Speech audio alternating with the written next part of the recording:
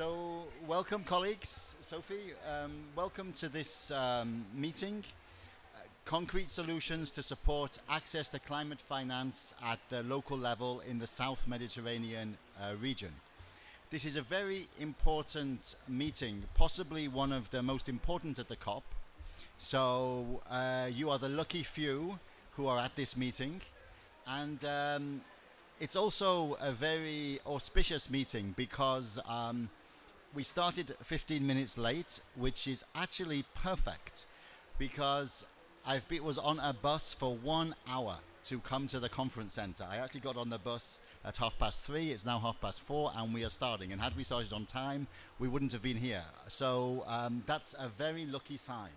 And that is a blessing to the concrete solutions to support access to climate finance at the local level in the South Mediterranean region. So we should take that blessing seriously. And I think what this meeting is all about is really about connecting the problem with the solution. So probably most of the people, if not all the people in this room, are united in the belief that essentially when we're talking about adaptation and to some extent mitigation as well, it's actually the local level where the action has to be taken. All human settlements in a way are adaptations to the existing climate. Look at the way Sharm el-Sheikh looks compared with the way a town in Nepal looks. Everybody adapts to the climate they are living in. However, we have to now speed up a fresh, rapid adaptation because we're not going to meet the 1.5 degree targets, and that in itself is nearly disastrous. And therefore, whilst we are discussing the large-scale mitigation and reduction of greenhouse gas emissions that needs to take place to secure our survival in the long term, we also need to secure our survival in the short to medium term, and that means we need to adapt very, very quickly.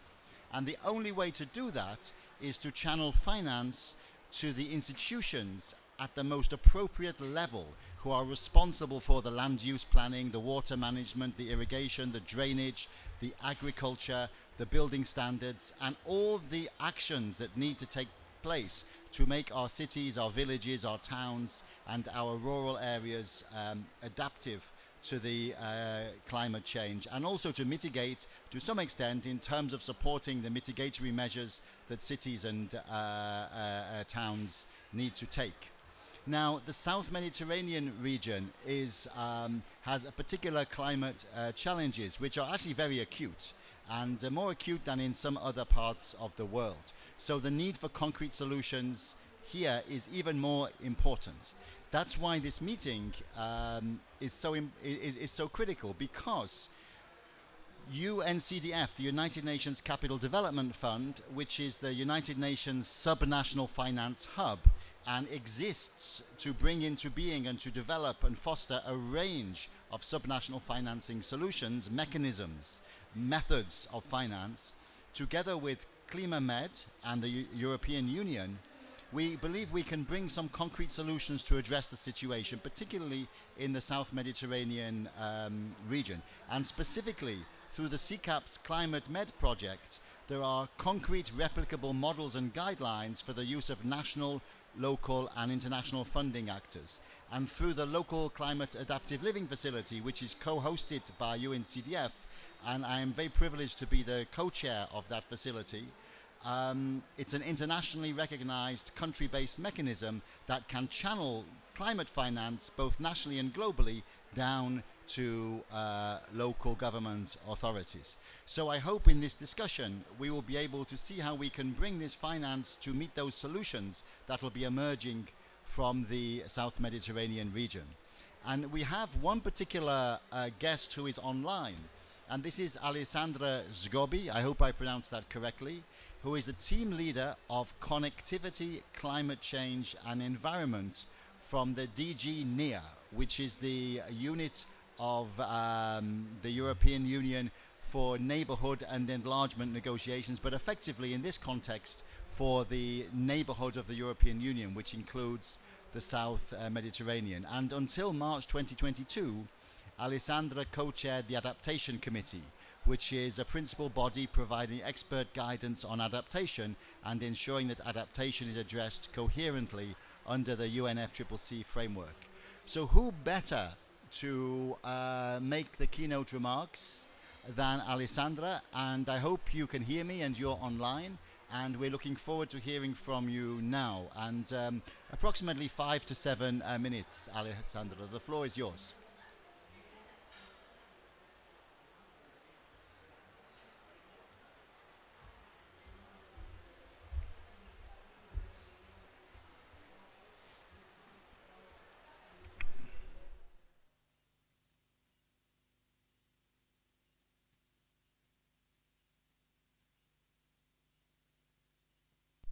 Yes, could you maybe start again? I think you were muted for a while. There you are. Can you hear me? Can you hear Alessandra? You cannot hear. No, Alessandra cannot hear us. Yes, we're going to move to the next speaker, and we will come back to Alessandra later. So I'm going to I think I'm going to ask Ramadan Sediq, the Director General of the Environment from the Luxor Governorate, which is here in Egypt, and also the coordinator of CCAP, and also our host, in fact, in terms of the representative of the host country. And I'm going to ask you, Ramadan, given the difficulties encountered by local governments to access climate finance with regard to their growing need for adaptation, how can we present in your context successful examples of funding of cities in the region? Or if there are no successful examples, maybe you'd like to explain the difficulties. Over to you, Ramadan.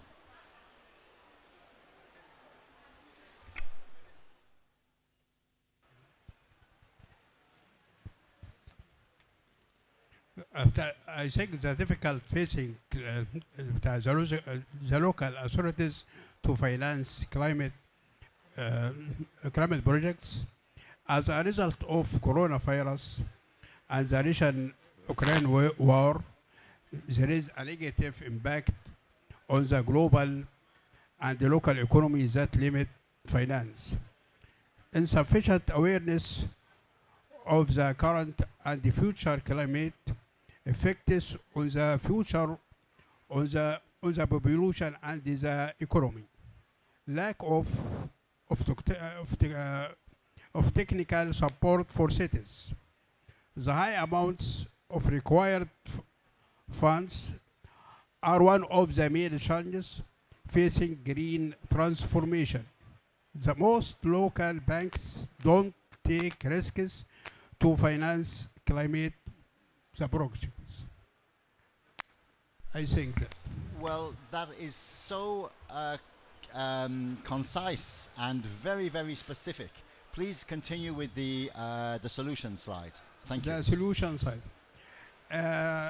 At first, I think the first one is establishing a fund in each city. It's called the Green Fund, to give young people soft loans to work on climate project. Pursued local banks to finance climate-related these projects. Increasing environmental and the climate awareness of the private sector and NGOs to work on this project. Preparing more in-depth studies on climate-related projects. This is what the Clima-Med project is doing in Luxor. The solution to reducing or cancelling customers' duties on machinery and the equipment used to reduce carbon emission. Support the private sector participation in climate project, allocate greater support for research and development and cooperation related to finance climate project, raising environmental and climatic awareness of citizens to support the implementation of climate project. The time has come to increase the efforts of the international committees and the funding institute to move from the stage of commitment to the stage of implementation.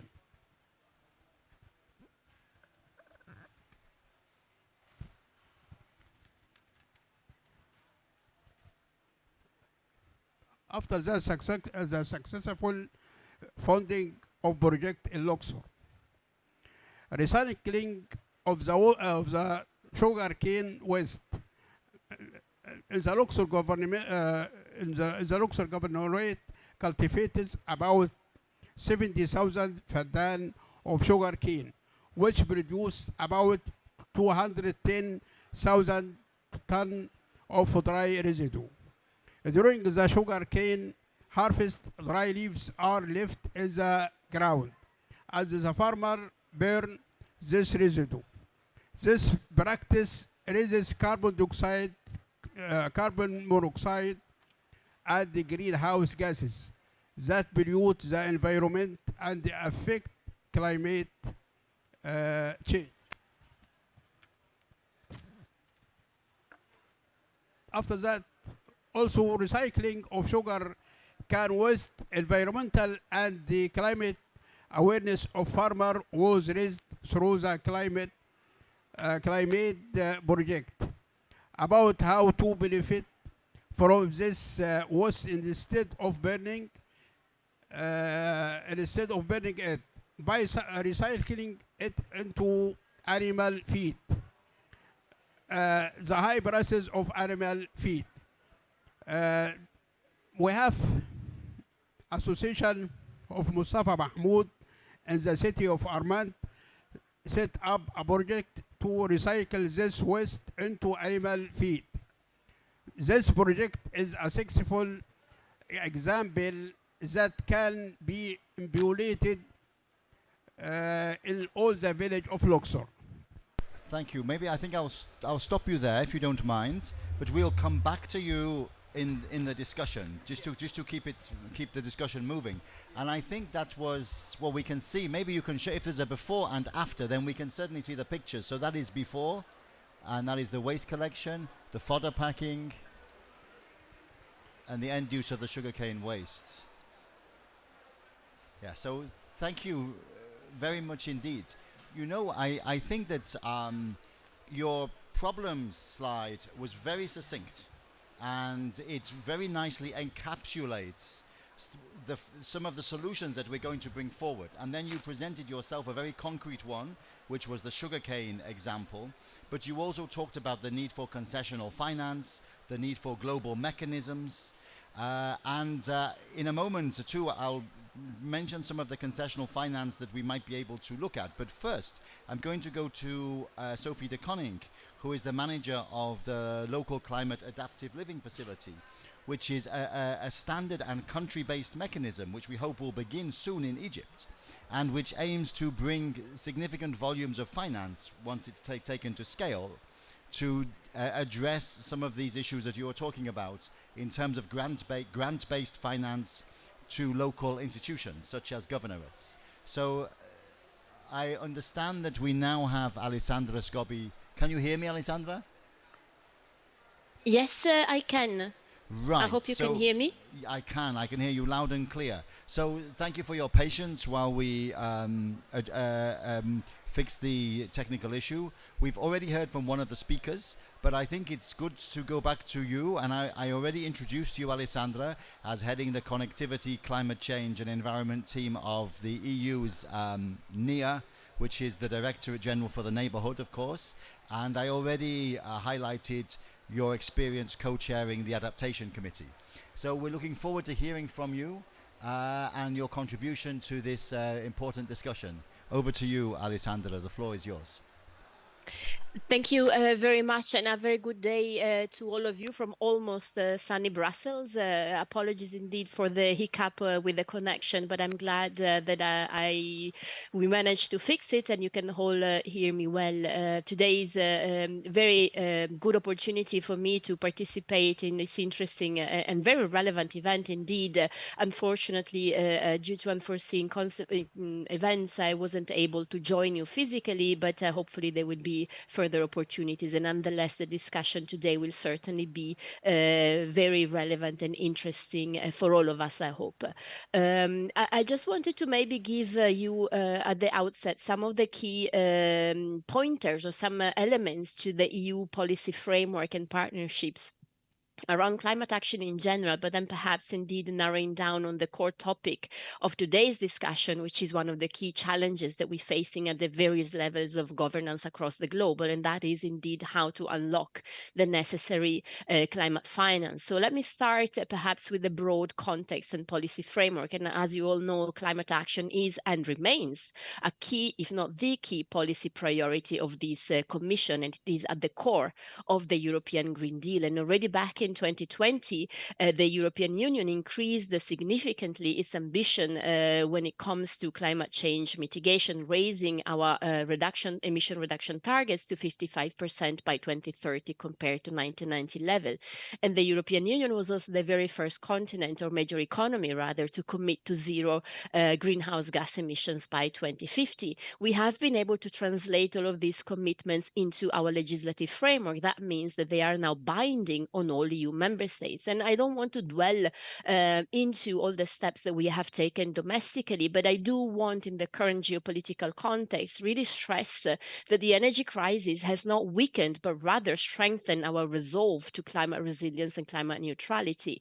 And you might have seen the Repower EU plan, which was recently adopted, that's really helping us to reduce energy consumption and in particular of fossil fuels. So we will achieve the double dividend, if you wish, to enhancing our energy security while meeting our mitigation targets and supporting our partners in doing the same. And in particular, our closest neighbors, including in the southern neighborhood, is indeed the European Union priority. When it comes to climate change adaptation, there is no doubt that there is an urgent need to act now. I think the latest and recent weather extremes we have witnessed across the globe are clear evidence that the climate has already changed, and the impacts are stronger and come faster than we previously thought. And the IPCC latest report certainly confirms this anecdotal view. And that's why back last year we upgraded, if you wish, our adaptation framework by adopting a new adaptation strategy, which has a very strong multi-level governance systems going from regional at the EU level action to national, but of course also tackling local level climate change adaptation. And what is also interesting is in this context is that the new EU adaptation strategy has a very strong international dimension to it. And it is under this international dimension that we continue to support and enhance our efforts to support countries in advancing on their adaptive capacity for assessing, managing, and reducing climate change risks of today, but above all, also of the future. And one of the very important dimensions of climate change action and which is enshrined in our adaptation strategy remains our work at the local level, enabling local authorities to play the rightful role on addressing climate change challenges, but also harnessing opportunities. Quite clear the national governments cannot succeed alone. Cities account for about 80% of energy consumption, but they're also hotspots for climate change impacts. They're extremely vulnerable as they concentrate people and assets. So the role of cities and urban areas and local authorities on climate change adaptation in particular is quite clear to us as they are in a unique position to identify adaptation solutions that really best meet the local needs and also, of course, to undertake and manage the required investments. So when it comes to financing climate action and how this overall fits within the EU policy framework, I'm at the global level, the EU is walking the talk. We, together with the member states, are the world's leading contributor of development assistance, but also the biggest climate finance contributor. Already in 2020, EU and member states' contribution to international public finance surpassed 20 billion, and about 50%, and slightly more than 50% of the European Union climate change finance internationally is actually devoted to adaptation. But of course, and I believe the speaker before me hinted to it, public finance alone will not and cannot be enough, including for adaptation needs. Perhaps we are more used to mobilizing private sector for mitigation, but we do need to look for ways in which the private sector can also help enhance resilience and deal with the climate change impacts. Why is it so important for us to catalyze private sector investments? Well, on the one hand, economic operators are really benefited from our financial tools, whether it is guarantees or blending or investment facilities that we have set, including in the southern neighborhood. And this enables them to really enter markets that wouldn't be otherwise accessible to them. So we need to be sure that they enter the markets that we feel are needing their intervention most, including in the climate change adaptation sphere. On the other hand, of course, the private sector can really help turn the wave and make Paris compatible investments the norm rather than the exception by investing in major projects and helping to disseminate good practices and stimulate and strengthen business dialogue and competition along climate or Paris compatible investments. What we need to mobilize the needed finance, in particular from the private sector, is of course clear, transparent legislative frameworks. And I believe in this context that the sustainable energy and climate action plans that cities and urban and local authorities that are members of the Covenant of Mayors have been developing are instrumental in this regard, because they do provide an investment framework that can help clarify priorities for both public and private investors alike. And in the EU, indeed, we are using SECAPs to prioritize investments, both when it comes to funding at the EU level, but also in some of our member states. So that's a very concrete way in which SECAPs, sustainable energy and climate action plans, are not just plans on paper, but they're really guidelines for investors, just like the nationally determined contributions are at the national level. And critically, we need to connect the two. We need to make sure that NDCs and SECAPs speak to each other, if you wish, as SECAPs are at the end of the day what will be necessary to translate the NDC's commitment into concrete actions and investments at the local level.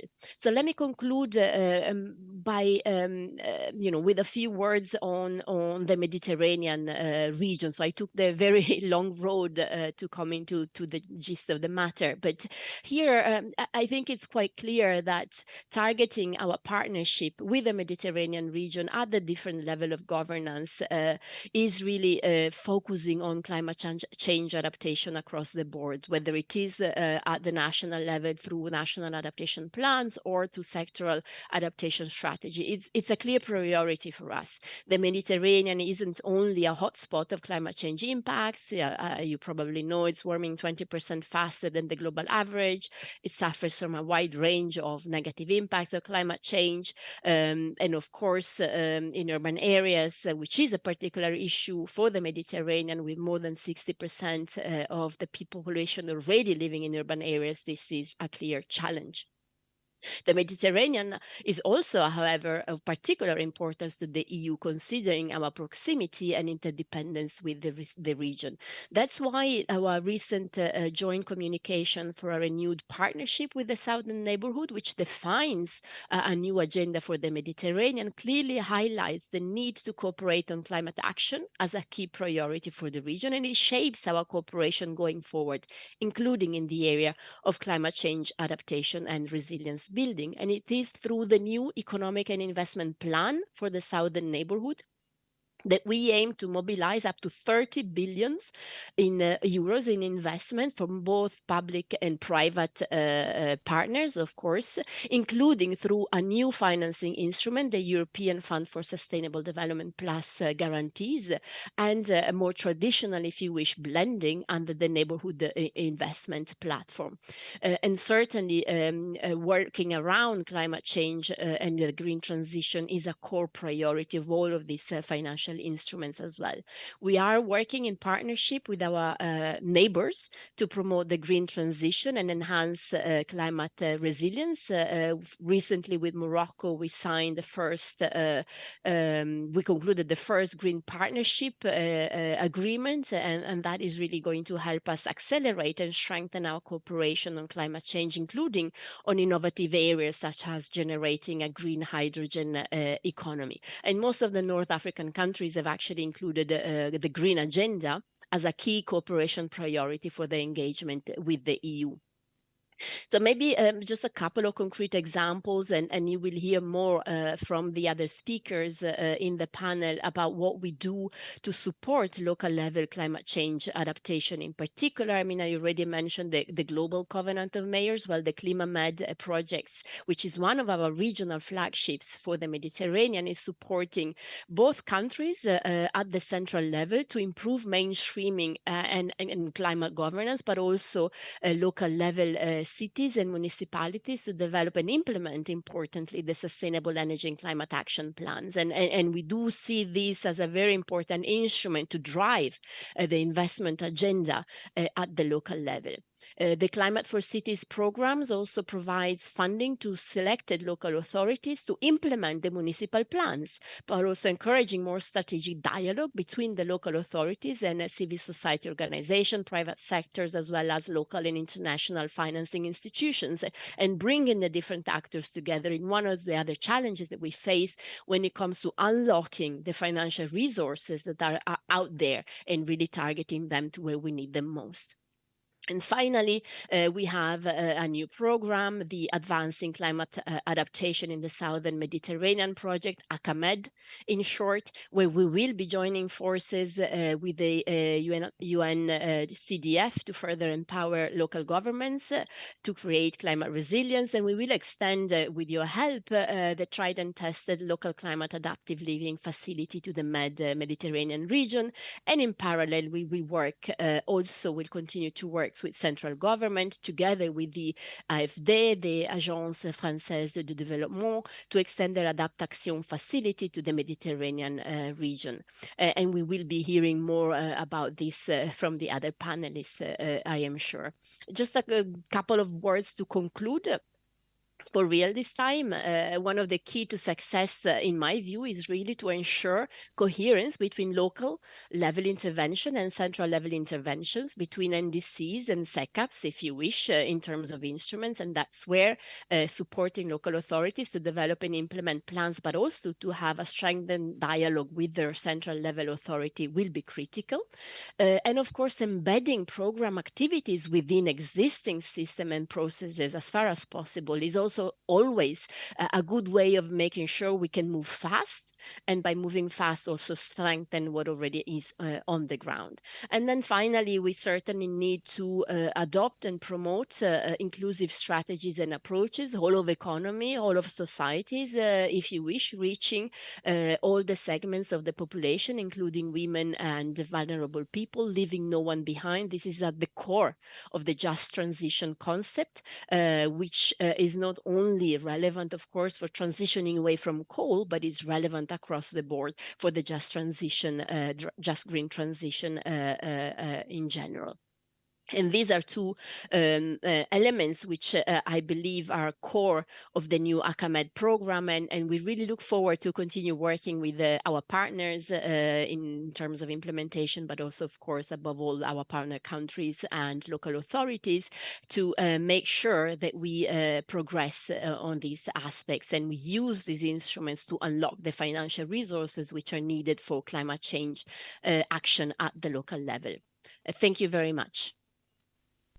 Thank you very much indeed. I think a round of applause, because that is if that is a really brilliant example of a keynote speech. You went from the big picture down to the very concrete. So really appreciate that, Alessandra. And you touched on a number of things. You mentioned the EFSD Plus, the European Fund for Sustainable Development Plus. So we're delighted that as UNCDF, we are actually working on that for a guarantee fund for cities, which is currently priced at 200 million euro, and which would be available to potentially cities in the near region. So that is kind of joining the dots. And as the United Nations Subnational Financing Hub, I wasn't sure if you could hear the introduction, our job is to really build these global mechanisms that support climate finance at the local level. And there is also, in Morocco, we have begun a concessional loan program to lend to cities for climate mitigation projects that can repay the principal of the loan if the loan is at a concessional rate. And these are some of the issues that were highlighted by our first speaker, Ramadan Khalil Sadiq. You referred to the need for guarantees, the need for concessional finance. We are already doing that in Morocco, and I look forward, Alessandro, to working with you to seeing how we can take some of these other things to scale, including the concessional finance and the EFSD Plus. However, there is one instrument which is already going to scale. It needs to get to greater scale, and that is the local climate adaptive living facility. And that's another example of this ecosystem for local government finance that we are building at UNCDF with partners and with our member states, who are the parties to UNFCCC. And currently there are 30 countries that are operating the local climate adaptive living facility. It began 10 years ago, and it's now at that exponential growth stage where we hope it will become a key feature of the climate architecture, and ideally climate finance architecture, and ideally an unmarket approach under Article 6.8 with the support of the parties. But who better to provide a brief introduction of this than the manager of the local climate adaptive living facility, Sophie de Koning. So Sophie, the floor is yours.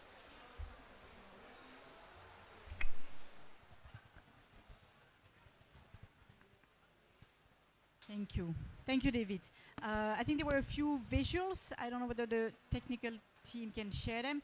So, yeah, essentially the local climate adaptive living facility, and the purpose was also to share experiences from other regions that are being brought now in the southern neighborhood. Thank you. Actually has been supported for many years by the EU, first in Asia, then in Africa, and now moving to the southern neighborhoods, as well as other member states.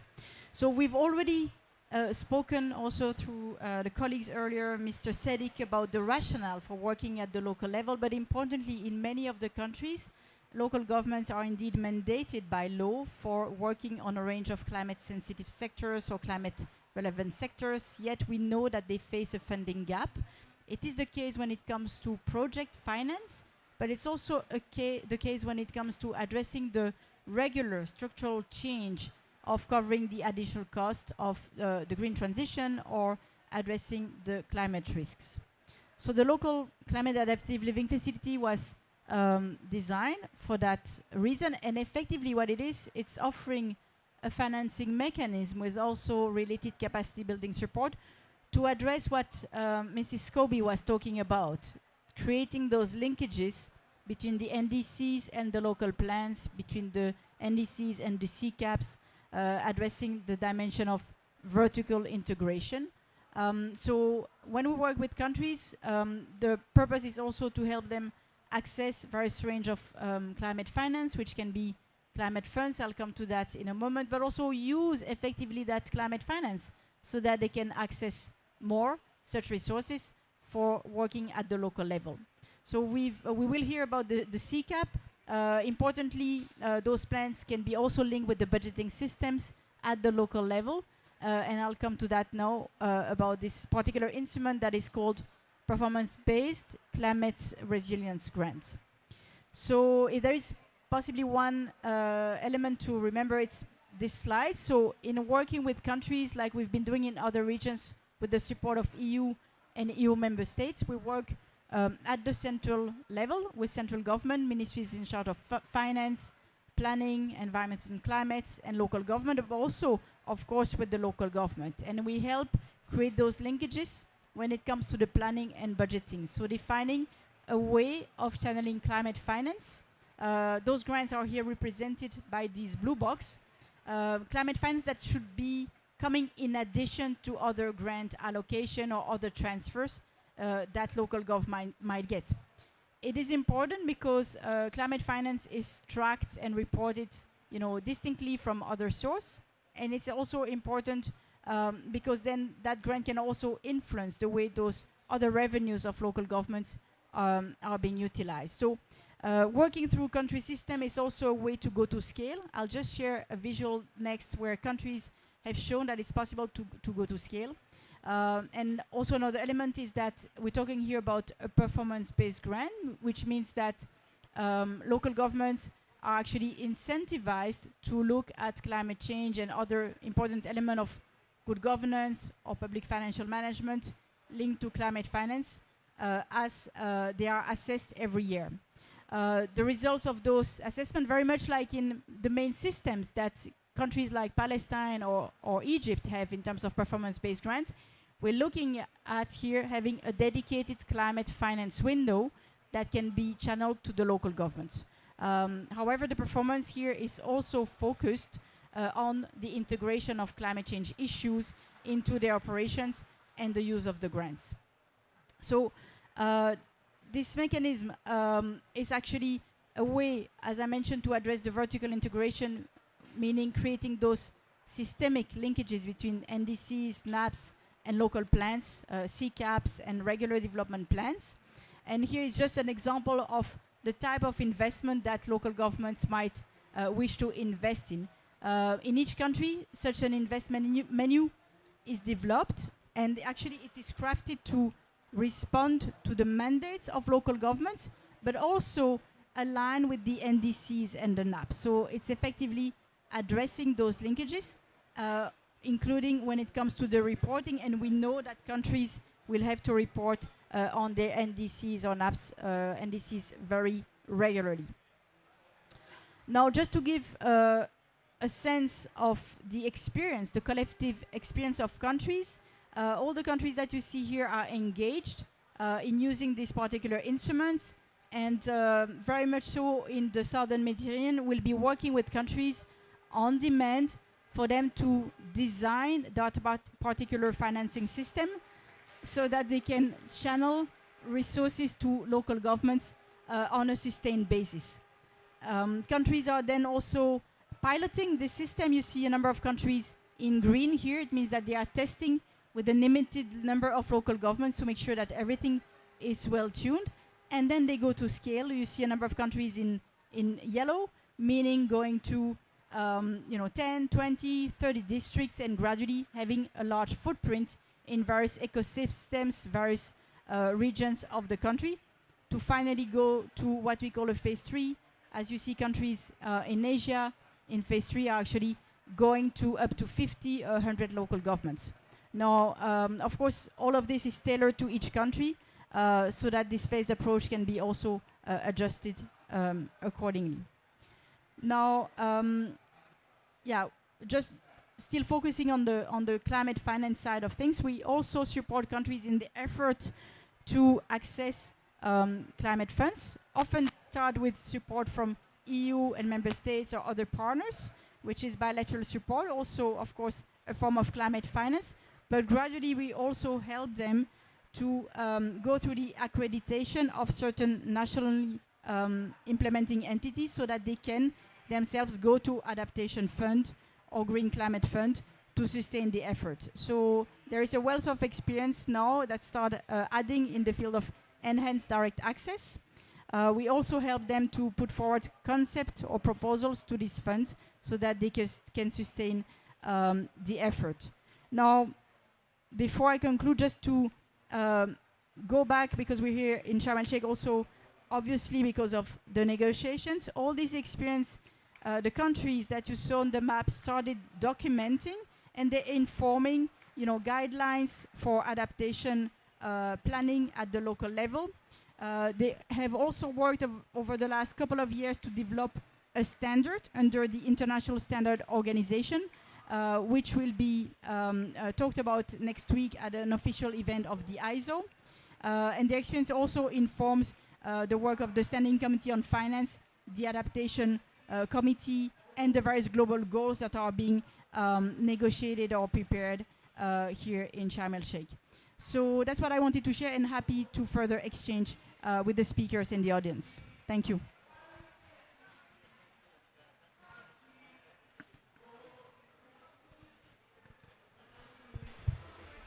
It's not working. How about now? That's very clear indeed, Sophie, and thank you so much for presenting that diagram and that figure of 185 million. I think what we're talking about here are mechanisms to bring climate finance to the local level for verifiable, meaningful adaptation and mitigation co-benefits. And Local is one such mechanism. We hope that the others that are referred to, EFSD Plus and other soft loans, we can build other such mechanisms. And I like the way you demonstrated how it's not only about supporting those local institutions with climate finance, but it's about supporting the national governments, secure, sustainable funding for those mechanisms that they can match with their own fiscal resources to make that continue into the future, because we must move away from the paradigm that this is local versus national, etc. It's not. The quickest way for countries, for nations to meet their NAPs and their NDCs is through this vertical integration, as you referred, by prioritizing local action, by reorganizing the architecture of their climate finance to deliver it locally. That's the quickest way to meet the national objectives.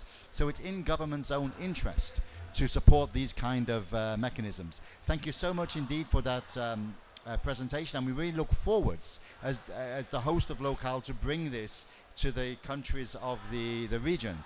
And I'd like now to move to an expert from the region, Usama Kassamami, who is the key expert working on the Clima-Med initiative. And building on Sophie's points, to your mind, what innovative financing strategies, approaches, and experiences have successfully worked in other regions that we might be able to bring to this region? Thank you. Thank you very much for this question. Actually, I would like to brief you in quick manner about the Clima-Med program. Then we'll move into the example of successful stories. Clima-Med is an EU program, focuses on supporting sustainable climate policies and strategies both at national and local level. It provides technical assistance to support the formulation and implementation of CCAPs, which will lead to defining concrete climate action implemented by local authorities.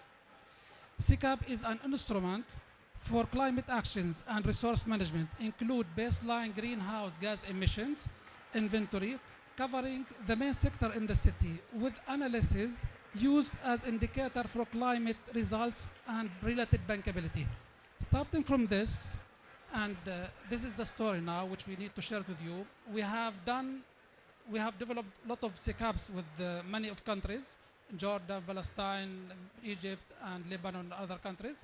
What we found after 1 year of this development of the CCAP, that 40% of the provided action in the CCAP have been implemented by the city themselves with their local fund.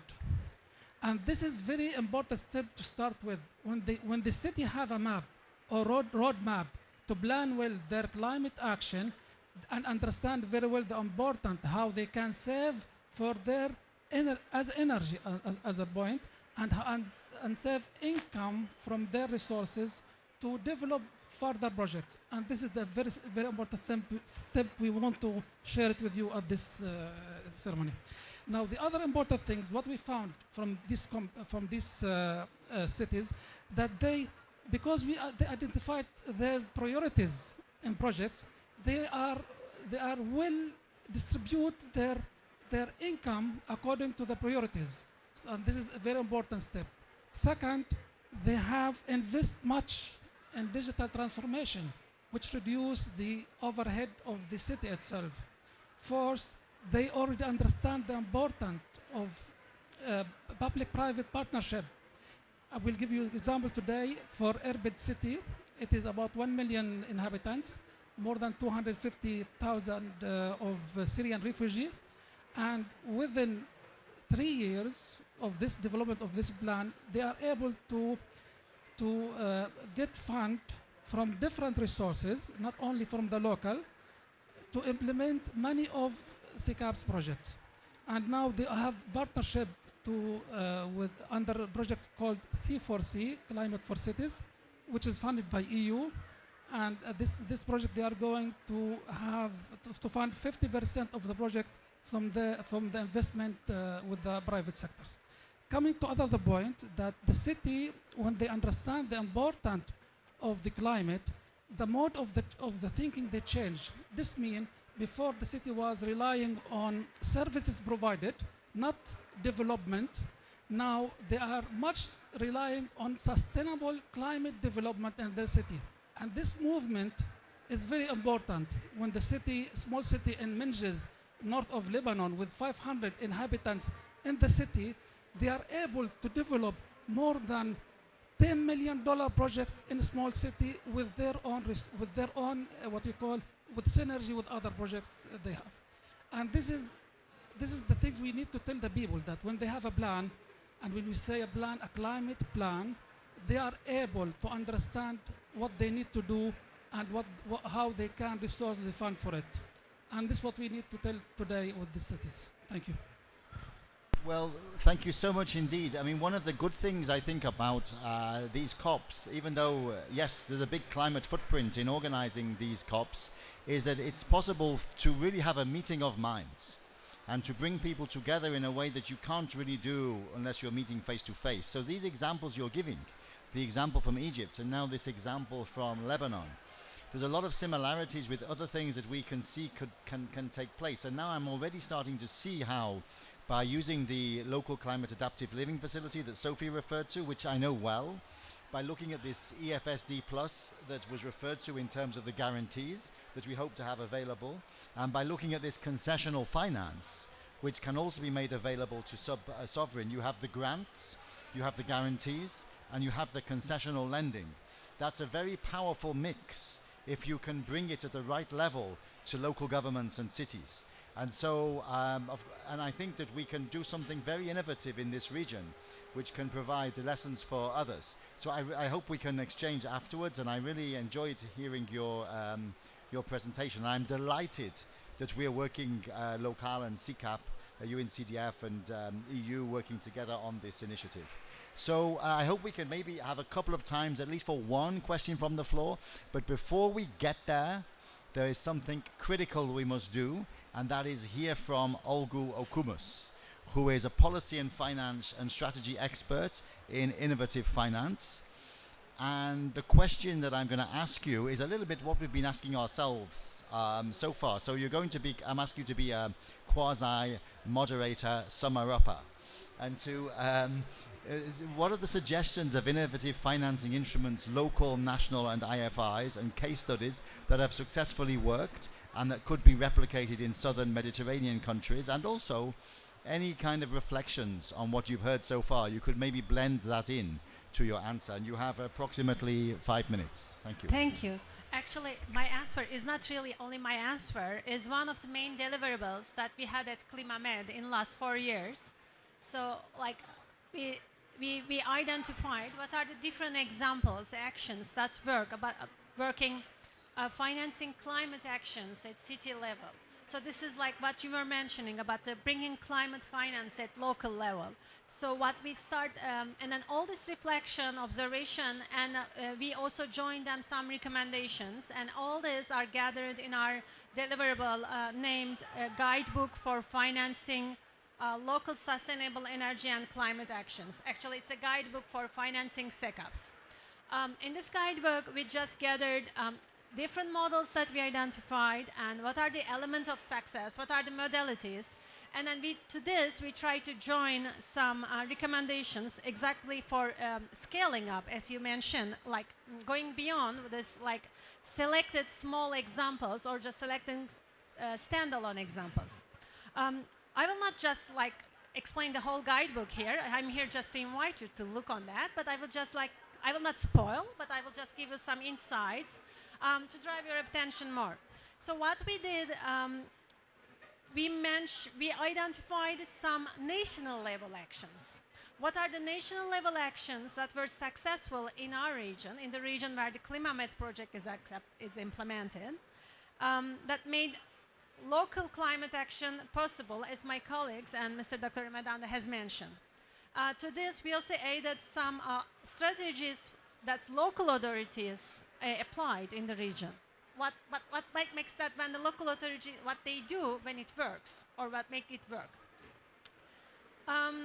And beside that, we also added some insights about what are the specificities of paradigms of a financing institution when the cooperation of a financing institution with the local authority works in our region for implementing SECAP.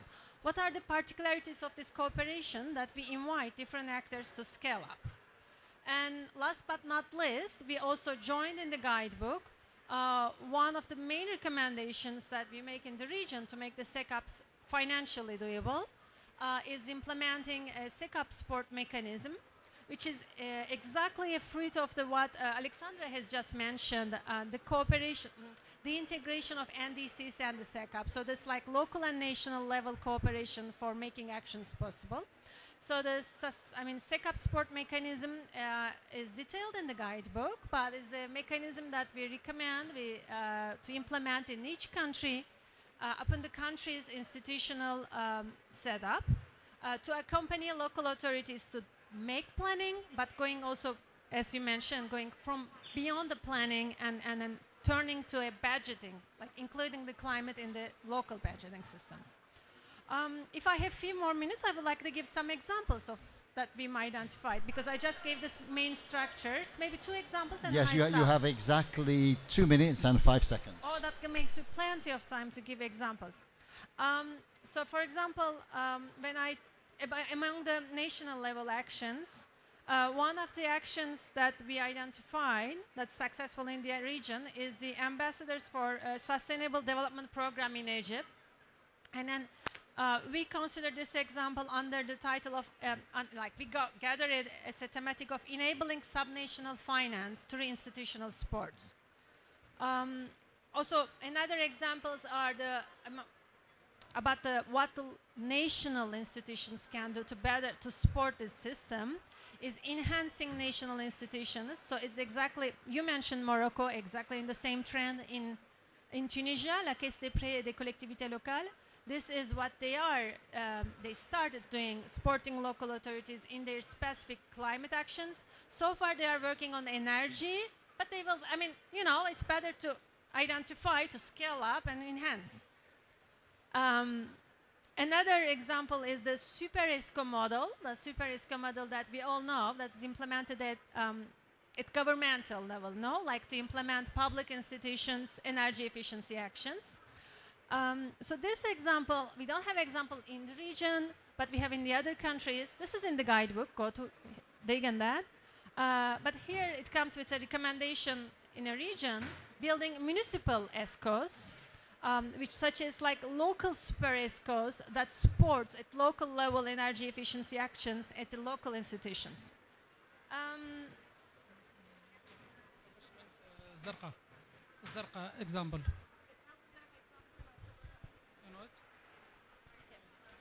You want to go ahead? Okay. You want? Yeah. Okay, I will explain a very quick way. Zarqa example, because I work very briefly in this. Zarqa they are paying about $10 million yearly for management the waste in the city.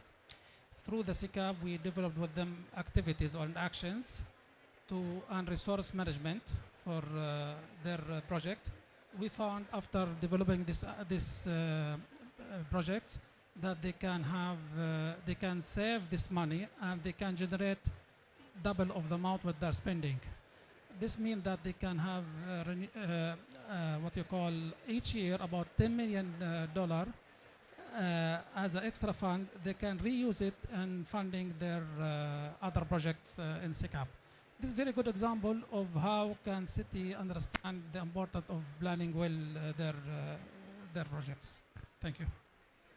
Thank you very much indeed. It's like in the US Congress where you can you can award your time to somebody else. So I like the way you I split. mean, somebody else, he's my colleague. Okay, just teamwork. Well, that's right. It's always to a colleague. That's right. But thank you both very much indeed. I think this was very useful. And we have time for one question. So I'm going to go to the person nearest me. So there you go. The question is yours.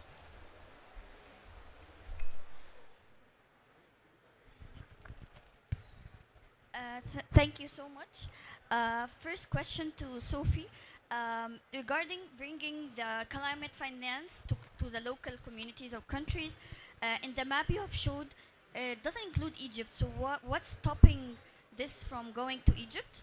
This is the first question. Second question is, so when you say climate finance, that include reporting as a sort of mitigation, so that each company working now or listed in the stock exchange, they are required to report on their environmental impact, or like the oil and gas companies that cannot stop now we cannot stop them, but we can make a mandatory reporting required from them to report on their environmental pollution or impact on the forest or stuff like that. So financial reporting, and why Egypt is not included in climate finance. So I'm pleased I chose you because you got two questions in one. So Sophie first, and then Olga. We have about a minute to answer each. Yes, so in fact we have another map where Egypt is already put on the map. The reason why it's not here is that we are still doing the scoping for the mechanisms to be deployed in Egypt. The report is with the government of Egypt for review, and after that we will move to the detailed design, meaning going into all what you saw on the schematic, what the size of grant, what is the flow, the performance measures, the minimum conditions, the menu. But the work has started in Egypt in dialogue with the central government, and also very soon with the targeted local governments or governorates. Thank you. Thank you for the question.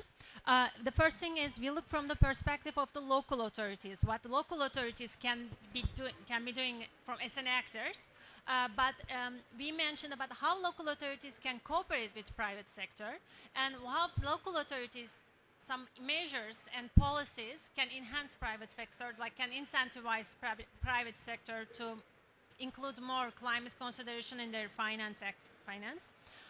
Green public procurement standards was one thing that's also discussed in the guidebook. That's one point also we always enhance, like we support local authorities to do, like green public procurement criteria.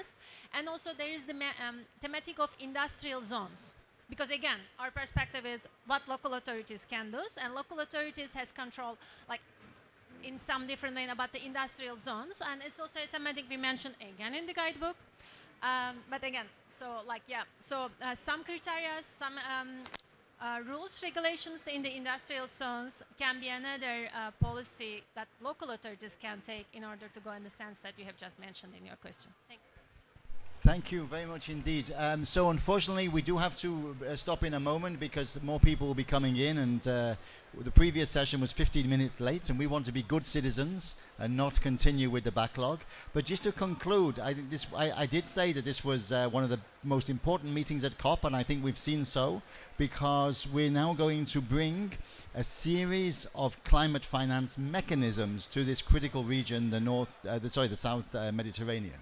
And I'm really looking forward to working with you. This has really been the coming together of Clima-Med, UNCDF, brokered by our friends at the European Union. So I'm looking forward to this partnership. And I think with the guarantees, the concessional finance, the public resources of intergovernmental fiscal transfers and public finance through locale, we can put a combination of measures together that can really take things forward for the subnational authorities and the local governments in the region. So thank you very much indeed.